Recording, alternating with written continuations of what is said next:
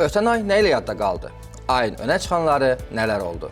2026-cı ilin yanvar ayı dünya birjalarında geosiyasi risklərin və iqtisadi qeyri-müəyyənliklərin kəskin artdığı bir dövr oldu.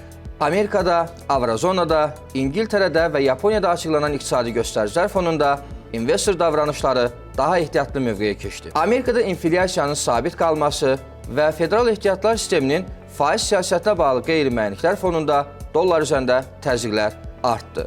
Avrozonada zəif iqtisadi artım, İngiltərə iqtisadiyyatına dair durğunluq qorxuları, həmçinin Yaponiyada pul kredit siyasətinin dəyişmə ehtimalları valyuta bazarlarında ciddi qiymət dalğalanmalarına səbəb oldu. Geosiyasi cəbhəyə gəldikdə isə bir neçə kritik xətt ön plana çıxmışdı. Amerikanın Qrenlandiya üzərində strateji iddialarının yenidən gündəmə gəlməsi Arktikada gərginliyi artırdı. Həmçinin Amerikanın Venezuela rəhbərliyinə qarşı sərt addımları Latin Amerikasında gərginliyi artırdı.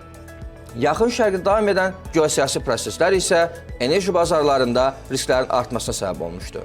Amerika və Çin münasibətlərində gərginliklərin artması isə qlobal ticarətdə və investisiya axınında zəifləməyə səbəb olmuşdu. Bütün bu proseslər fonunda dollar dünya birjalarında kəskin ucuzlaşmış, güvənli liman maliyyəti olaraq çıxış edən qızıl isə 5000 dollar hədlərini aşaraq növbəti dəfə tarixi maksimumlarını yenilədi. Artan geosiyasi risklər fonunda neft qiymətləri dəstək tapsa da, zəif tələbi fonunda neftin qiymətlərində ciddi dalğalanmalar müşahidə olunmuşdur. Ümumilikdə 2026-cı ilin ilk ayı dünya bazarlarında investorların riskdən qaçış strategiyalarının ön planda olduğu bir dövr kimi yadda qaldı.